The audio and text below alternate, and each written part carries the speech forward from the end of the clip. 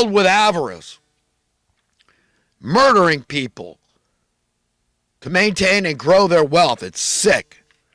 Send these politicians to suck up to these people and borrow more and more money.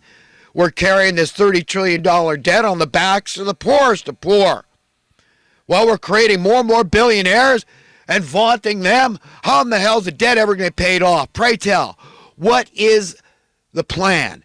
Do you hear any plan coming from these politicians? Anybody talk about how we're going to pay this off? Or what are the effects? What are the pernicious effects in your local community of this? Impoverishment, desperate poverty, crime, drug use, rape, all sorts of problems that you wouldn't even think of are being induced by this debasement of our money through raising our cost of living. It's sick, man. They water down the money. That's how they carry it on the backs of the poorest of poor. And it's sick and twisted. It's theft. It's the normalization of slavery, and I'm done with it. And I wish you were done. And you spoke truth to power, and anybody else that'll listen. And make it irresistible, irrefutable. Make changes. Ideas are bulletproof. And when you're not a coward, and you're just being honest, and you just have goodwill toward all men, not some men in your heart, including your enemies, and you'll succeed, because God's with you, buddy, brother, sister, all the way. Okay, and nothing can harm you, not even death. That's the worst these people could do, is kill you to silence you, of which they've done many times through many people over the ages. They don't like wisdom and knowledge. They don't like truth. These things, these commodities are empowering, and they do not want the masses empowered and demanding fairness. That's simple, fairness.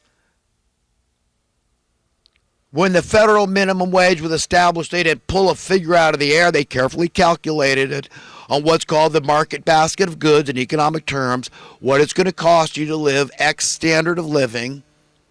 And then they said, okay, it's going to be 50 cents or whatever it was. You can look up the statistics yourself. But to not adhere to that over half a century, year after year, okay, that's suspect. You understand why I say the Federal Labor Department's been in the pocket of the fat cats, those controlling the purse strings, and who rubber stamps this national debt every time? The top politicians on the federal, the executive, and the Congress and the Senate, right? It needs their approval. You can't borrow more money from us unless you, all right, they signed off on it, so this is guaranteed, you're going to pay it back. And then they'll give themselves raises to insulate from the debasement of the currency through cost of living inflation that they're creating by watering down the money, borrowing more money. You understand how this works, how sick and twisted and evil and ungodly it is, and the horrible pernicious effects on a local level all throughout the nation, by extension the whole planet, because America is the most influential nation on earth. Hey, everybody wants to come to America, right? Well, why don't we transmit videos of all the desperate homelessness across this nation to these nations in Central and South America, south of the border, and all over the place where they come from. Let them see what it's really like here. But no, they get bumped up on these lists. Oh, the housing authority will take care of the refugees, special status. They leapfrog over all these stupid, lazy, drug-addicted American citizens. We'll give them favoritism. And it's okay. It's legal. It's what we do. That's protocol. I know the scam. I know how it works. And everybody else needs to know how it works. And it's sick. It's evil. Un-American. Anti-Christian. That's who's running this country. Anti-Christian people. Yeah, we could send the vast majority of the politicians on a slow boat to China, but that's a figure of speech, by the way. But we could keep a couple and keep the law enforcement. We could keep the FBI. We need people in law enforcement. We need the police. We need the sheriffs. And especially we need the highway patrol. And the military. We could keep these people. Okay? You know, it's important to have clout out there and people willing to lay down their lives for strangers. It's a beautiful thing. Okay? And most of these people are very decent, intelligent people. But get rid of the politicians, friends. So I'm on to some recent current events and other talking points. If you want to be liked more, give what you desire to yourselves and others. Things like kindness, politeness, empathy, and respect. Anthony Fauci is in trouble. Apparently, he's involved in some some experiment with the beagle dogs. You hear about that? They did it in another country. They put their heads in a box with a lot of sand flies attacking them, and they've already removed the vocal cords so the dogs can't bark. That's torture. Now, what possible use could that have? Okay, that's sick, man. That's ungodly. God, that almighty, what is wrong with people? Okay, I'm done with that. I'm on to some thoughts from the last week, 2 or 3. You know, the closest we can ever come to a perpetual climax, that's something we would all enjoy, right, is metaphorically speaking. And this is through abiding by the precepts of the golden rule that Christ gave us. That is to treat others the way we want to be treated. Love one another as we love ourselves. Why is this? Because when God gives us a command, he ensures that if we follow his commands, they will bring us ecstasy.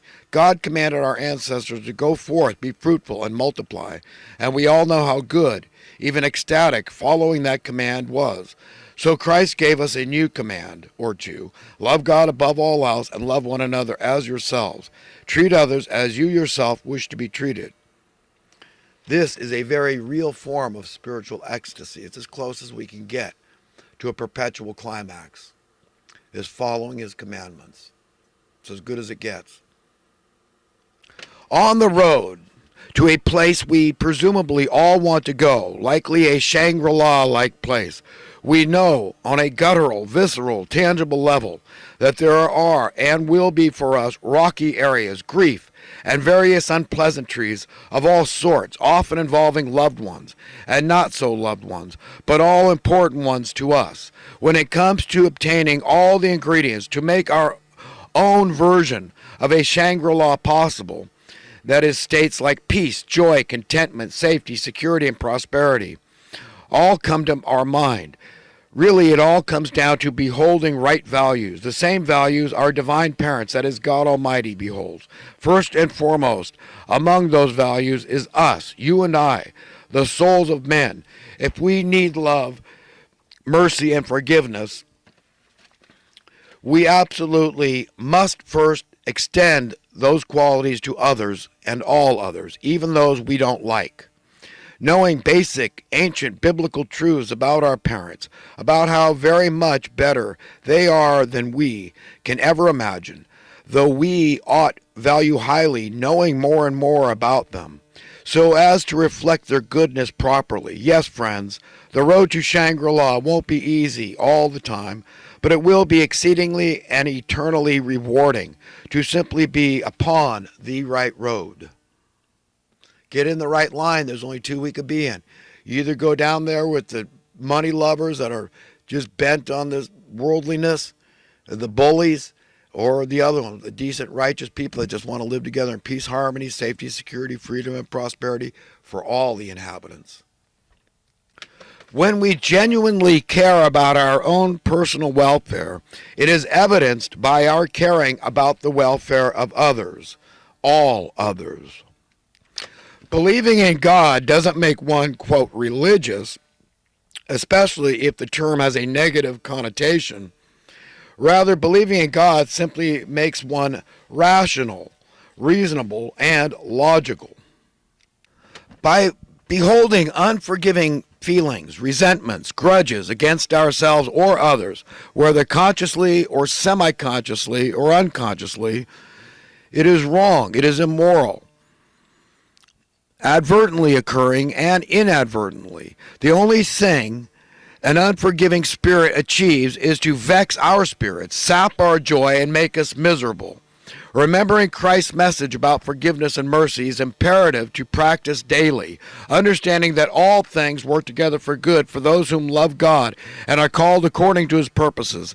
Therefore, we ought in all things give thanks for the trials and difficulties as well as all the good things we experience throughout life, because we exist as very special, godlike, cosmic, eternal creatures.